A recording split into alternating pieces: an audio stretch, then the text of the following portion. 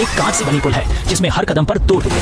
अगर सही tempered glass चुना तो कुछ नहीं होगा, लेकिन अगर नाजुक कांच चुना तो तुरंत खाई में गिर जाएंगे। पहला चुनौतीकर्ता बहुत ही नर्वस था क्योंकि देखने में दोनों कांच एकदम एक जैसे लग रहे थे। उसने नदिया की ओर कूदने का फैसला किया और पहली बार में ही उसकी किस्मत सही निकली, इसलिए उसने फिर से बाएं का चुनाव किया।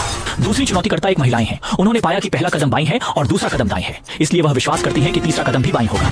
स्पष्ट है कि आयोजक टेम्पर्ड कांच को नियमित रूप से नहीं रखेंगे। तीसरे चुनौतीकर्ता एक गणित शिक्षक है और इस समय उनके सामने पूरे 30 कांच हैं। उन्होंने तुरंत गणना की कि सभी सही चुनने की संभावना केवल 30,000 में एक है। वैसे भी हार तय है, इसलिए उन्होंने सीधे एक अद्वितीय निर्णय लिया।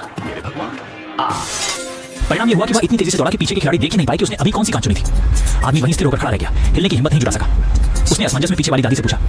दादी ने दृढ़ता से कहा कि अगला कदम निश्चित रूप से बाईं तरफ है और आदमी को भी वही करना पड़ा। यह स्पष्ट है कि दादी को नहीं पता था कि कौन सा चुनना है और उनका उद्देश्य बस यह था कि सामने वाला व्यक्ति उनकी गलती को सुधारने में मदद करे। अगला एक पादरी था।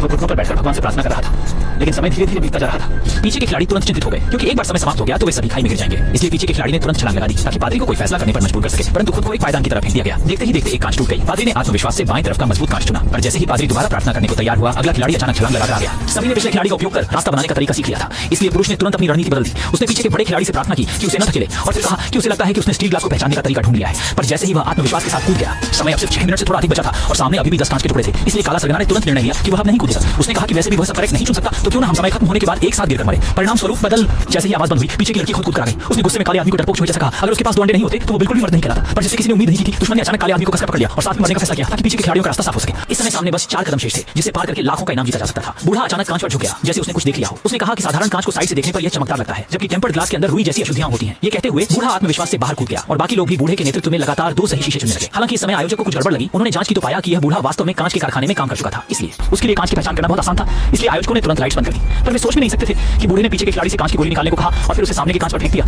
असल में बूढ़ा आवाज से भी कांच की पहचान कर सकता था। परिणाम स्वरूप जैसे ही बूढ़े आदमी ने सही चुना, पीछे के खिलाड़ी ने उसे सीधे धक्का दे दिया, क्योंकि पैसे के सामने ये लोग बिल्कुल भी भावनाओं की परवाह नहीं करते।